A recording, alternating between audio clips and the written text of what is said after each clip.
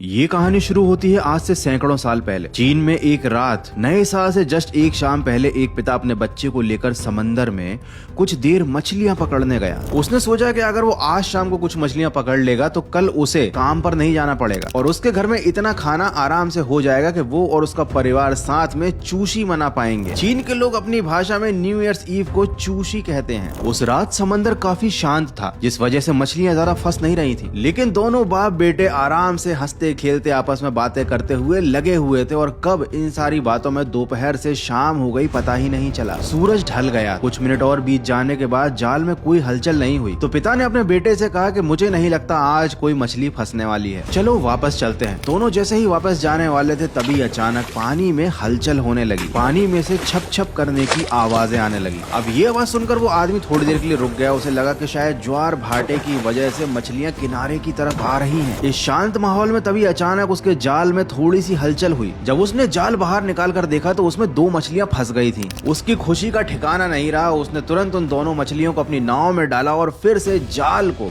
फेंक दिया और मछलियां पकड़ने के लिए। अब इस बार उसके जाल में 4-5 मछलियां और फंस गईं। अब इनकी खुशी का ठिकाना नहीं था। उन्होंने एक बार फिर से जाल को डाला और अपने बच्चे से कहा कि बस 2-3 मछलियां और फंसा लें, उसके बाद हम घर वापस लौट चलेंगे, क्योंकि इतनी मछलियों के बाद उनको 3-4 दिन तक काम करने की जरूरत नहीं पड़ने वाली। यही सोचकर उन्होंने फिर से पानी में जाल डाला। फिर से हलचल हुई, लेकिन जैसे ही जाल को ऊपर उठाने की कोशिश की तो वो जाल को ऊपर खींच ही नहीं पाया। अंधेरी रात में रोशनी का दूर दूर तक कोई नामो निशान नहीं था, मगर दोनों बाप बेटों के चेहरे पर खुशी की अलग ही रंगत थी। उन्हें ऐसा लग रहा था जैसे उन्होंने कोई बहुत बड़ी मछली फंसा ली है, जिसको बेचने के बाद उनको महीने भर तक काम नहीं करना पड़ेगा। उन दोनों ने मिलकर पूरी ताकत से जाल को ऊपर खींचने की कोशिश की। तभी वो झटके से पीछे की तरफ गिर गए और उनके हाथ में जाल की बजाय सिर्फ उसका ऊपरी टुकड़ा ही आया। जाल तो टूट गया था और माहौल में अचानक से सन्नाटा सा छा गया था। उन्हें समझ में नहीं आ रहा था कि उनका पूरा जाल जो काफी मजबूत होता है वो पानी में अचानक गायब कैसे हो गया। ऐसा तो सिर्फ एक चाकू की मदद से किया जा सकता है, लेकिन आखिर इस अंधेरी रात में समुद्र में ठंडे पानी के नीचे चाकू लेकर उनका जाल कौन काटेगा। वो दोनों ये सब सोच ही रहे थे तभी अचानक उनकी नाव बड़ी तेजी से हिलने लगी। ऐसा लग रहा था जैसे मानो कोई भूकंप आ गया है और कोई बड़ी सुनामी आने वाली हो।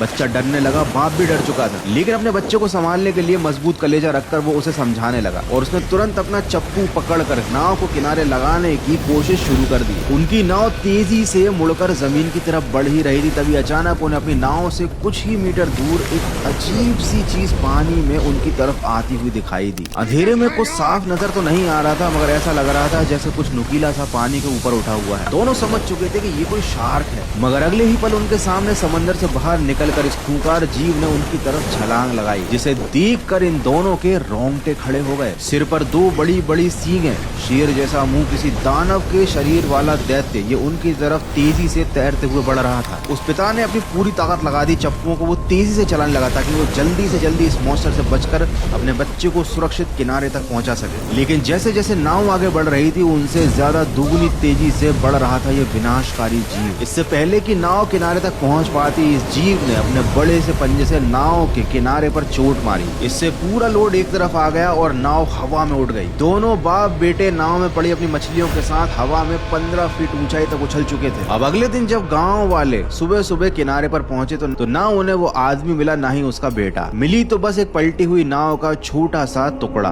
गांव वाले समझ गए कि शायद समंदर ने इन दोनों बाप बेटों को निगल लिया है। समय बीत गया और इस बात को लोग एक बुरी घटना की तरह भुला चुके थे। लेकिन अगले ही साल जब फिर से चूशी का समय आया तो ठीक पिछले साल की तरह इस साल समंदर से 8 लोग गायब हुए और ये सिलसिला आने वाले कई सालों तक चलता रहा। हर साल कई लोग गायब होते, कुछ की मिलती तो किसी की गुमशुदगी को प्राकृतिक आपदा समझ लिया जाता। मगर एक बार 10 लोगों के ग्रुप में से एक लड़का किस्मत से जिंदा बच आया और फिर उसने जिंदा वापस लौटकर पूरे गांव को उस दानव के बारे में बताया, जिससे उसका और उसके साथियों का सामना हुआ था। अब लोगों को तो उस लड़के की बात पर विश्वास नहीं था, लेकिन उस दानव को उस लड़के की महक लग चुकी थी। इसीलिए अगले दिन नए साल के उत्सव में उस दानव ने अचानक उस गाँव पर हमला कर दिया और वहाँ मौजूद हर शख्स को मार कर खा लिया और फिर समुद्र में वापस जाकर अगले गांव की तरफ वो बढ़ गया उसे मरघट बनाने के लिए। अब सुनने में तो ये कहानी काफी ज्यादा काल्पनिक लग रही है, मगर ये 16 आने सच है और ये घटना आज भी चीन के इतिहास में दर्ज है। यहाँ तक कि इतना विकसित देश चीन, जहाँ पर आधे से ज्यादा या तो कहें ऑलमोस्ट लोग नास्तिक हैं, वो लोग भी हर साल न्यू ईयर सेलिब्रेशन से पहले अपने घर के बाहर लाल रंग का दिया जलाते हैं खुद को इस मॉन्स्टर से बचाने के लिए। और वो लोग न्यू ईयर पर लाल रंग के कपड़े पहनकर निकलते हैं ताकि ये मॉन्स्टर उनका शिकार ना करे। अब सवाल तो ये है कि आखिर ऐसा होता क्यों है? क्यों चीन के लोग आज भी इस मॉन्स्टर से इतना डरते हैं कि वो इसके खौफ में नए साल के दिन अकेले घर से बाहर ही नहीं निकलते? तो करते हैं 2025 को अलविदा, एक ऐसा साल जो यूं निकल गया किसी को पता ही नहीं चला, और रखते हैं कदम 2026 में, जानते हुए इस खतरनाक मॉन्स्टर की कहानी आज के फाड़ू वीडियो में।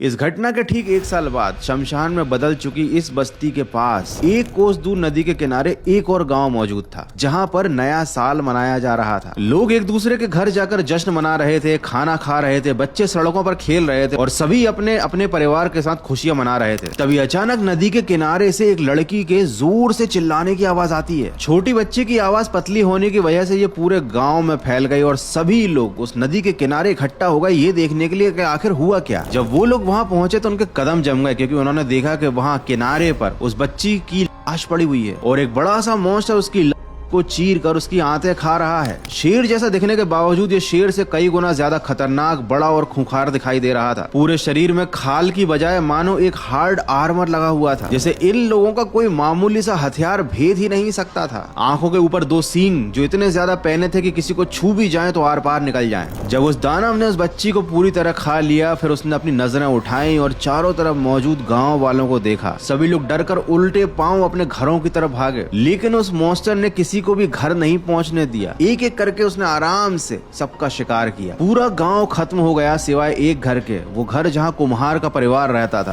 दानव उस घर के आसपास भी नहीं गया और उस घर में मौजूद थे 12 लोग, उसके बाद भी उसने उस घर को छुआ तक नहीं। धीरे धीरे ये घटना आग की तरह आसपास के गाँव में फैल गई। सभी को यकीन हो चुका था कि चूशी की रात को एक दानव निकलता है जो पूरे गाँव को शमशान घाट में तब्दील कर देता है। अब कुछ गाँव में तो ये एक भी इंसान को जिंदा नहीं छोड़ता था, लेकिन कुछ गाँव ऐसे थे जहाँ वो सबको मार सकता था, लेकिन फिर भी वो कुछ घरों को छोड़ देता था। अब आखिर ये मॉन्स्टर ऐसा करता क्यों था? और इससे भी ज्यादा रहस्यमयी बात थी इस दानव की वो दहशत जो नए साल की रात को फैला कर वो फिर 1 साल के लिए गायब हो जाता था। चाइनीज भाषा में साल को नियान बोलते हैं। जब भी नया साल आने वाला होता तो वो लोग अपनी भाषा में कहते नियान इज कमिंग। लेकिन इस दानव ने इतना ज्यादा आतंक मचा रखा था कि लोग इस दानव को नियान ही बोलने लग गए। चूशी साल का वो दिन जो लोगों के लिए खुशियों का दिन हुआ करता था, लोग उस दिन से डरने लग गए। दहशत का दिन बन गया वो। अब इस घटना के आने वाले 40 साल तक हर न्यू ईयर की रात को इतना ज्यादा खून खराबा मचता कि लोगों ने नया साल मनाना ही छोड़ दिया। उन्होंने चूशी को मूशी मूशी कर दिया, मतलब बाय बाय कर दिया। लोगों ने तंत्र मंत्र, तलवार, भाले, ना जाने क्या क्या हथकंडे अपनाए, लेकिन इस दानव को कोई छू भी नहीं पा रहा था। और समंदर किनारे के जो गांव थे वो तो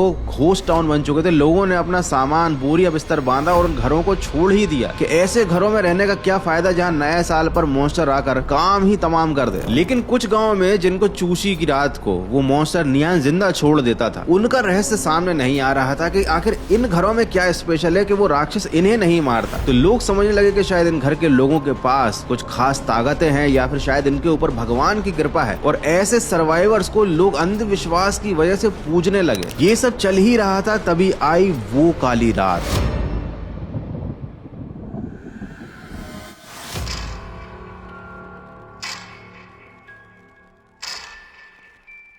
चूशी की एक शाम पहले आया समुंदर में एक बड़ा जबरदस्त तूफान। उस तूफान की वजह से गांव के सारे पेड़ गिर गए, जिससे लोगों का उस गांव से बाहर जाने का रास्ता ही ब्लॉक हो गया। लोगों ने बहुत कोशिश की पेड़ों और मलबों को हटाकर दूसरी तरफ जाने की, मगर ये सारी कोशिशें करते करते शाम हो गई। ये वो समय था नए साल का जब नया साल शुरू होता है, पुराना साल खत्म होता है और आता है नियान। अब चूंकि गाँव वाले समझ गए थे कि वो अपने ही गाँव में ट्रैप हो चुके हैं, तो उन्होंने सोचा कि चलो फालतू मेहनत करने से क्या फायदा, मरना तो है ही, अपने अपने घरों में चलते हैं, चैन की मौत मरेंगे नियान के हाथों से। और वो सब प्रार्थना करने लगे भगवान से कि भगवान नियान आज की शाम को हमारे गांव ना आए, किसी और गांव चला जाए। रात को उन सबको दहाड़ने की आवाज दूर से सुनाई दी। वो जानते थे कि आसपास कहीं शेर नहीं रहता, तो ये आवाज किसी दूसरे गांव में खून की होली खेलते हुए नियान की ही है। लेकिन वो लोग बड़े बदकिस्मत थे, नियान उन्हीं के गांव की तरफ बढ़ रहा था। नियान गांव में घुसा, अचानक उसने कई घरों में तोड़फोड़ करनी शुरू कर दी।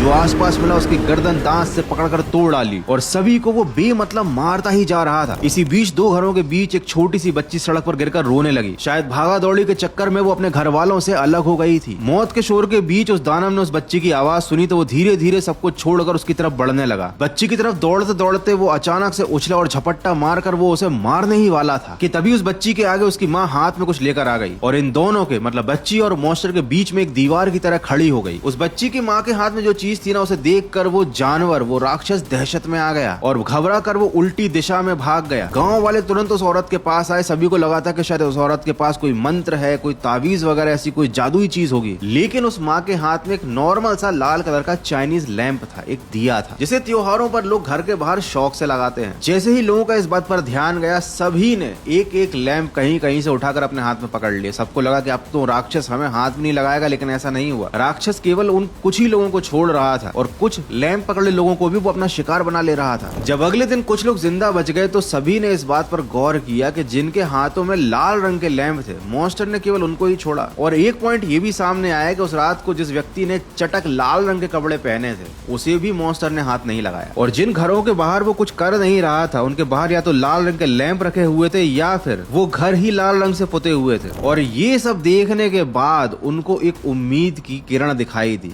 उनको लगा कि हमने इस प्रॉब्लम का सलूशन ढूंढ लिया है। लोग समझ गए कि उन्हें दानव की कमजोरी मिल चुकी है। वो दानव लाल रंग को एक खतरे की तरह देखता है। तो एक साल बाद लोगों ने इस रिचुअल को बड़ी हिम्मत के साथ एक बार ट्राई करने की सोची। बड़ी हिम्मत जुटाकर अगले साल सब लोगों ने चुकशी की शाम को या तो लाल कपड़े पहन लिए, घर के बाहर लाल रंग के दिए लगा लिए और जो कुछ नहीं कर पाए उन्होंने अपने घर को लाल रंग से पोत लिया। और इसका असर उन्हें दिखा भी। उन्हें दहाड़ने की आवाज तो आती, लेकिन ऐसा लगता कि मॉन्स्टर उनके गांव के पास से होकर निकल जाता, लेकिन उनके गांव पर कभी हमला नहीं करता। और उन्होंने ये भी नोटिस किया कि जिन गांव में बहुत तेज लाइट्स जलती है न्यू ईयर की रात को, वहां भी वो मॉन्स्टर नहीं आता। और तभी से गांव में नए साल पर पटाखे फोड़ने का ये रिचुअल स्टार्ट हुआ, ताकि धमाकों से, तेज रोशनी से, लाल रंग से दानव उनके पास ही ना आए। और इसीलिए चाइना में हर नए साल पर तगड़ी आतिशबाजी होती है नियान मॉन्स्टर को दूर रखने के लिए। अब ये नियान मॉन्स्टर रियलिटी में एग्जिस्ट करता है या नहीं करता, इस बात का तो कोई प्रूफ नहीं है, लेकिन चाइनीज माइथोलॉजी में या कहें चाइनीज हिस्ट्री में इसका एक बहुत अहम रोल है। हर कोई चाइना में इस पर विश्वास करता है, ठीक वैसे ही जैसे हम इंडियंस चुड़ैल पर, राक्षसों पर, भूतों पर विश्वास करते हैं। लेकिन आज तक एक बात रहस्य ही है जिसके बारे में कोई जानकारी अवेलेबल नहीं है कि आखिर ये मॉन्स्टर नियान आया कहां से और क्यों ये न्यू ईयर पर ही लोगों पर हमले करता था। आखिर इस मॉन्स्टर को न्यू ईयर से क्या दुश्मनी थी। खैर, जैसे ही मुझे इस बारे में कुछ पता चलेगा मैं तुमको जरूर बता दूंगा, लेकिन अभी तुम मुझे बता दो कि तुमको ये वीडियो कैसा लगा। कमेंट करके फटाफट से बताओ और वीडियो को लाइक करो। और हाँ, नए साल की हार्दिक शुभकामनाएं। इस साल को 2025 की तरह यूं मत जाने देना, इसको मेमोरेबल बनाना और देखते रहना गौरव भाई के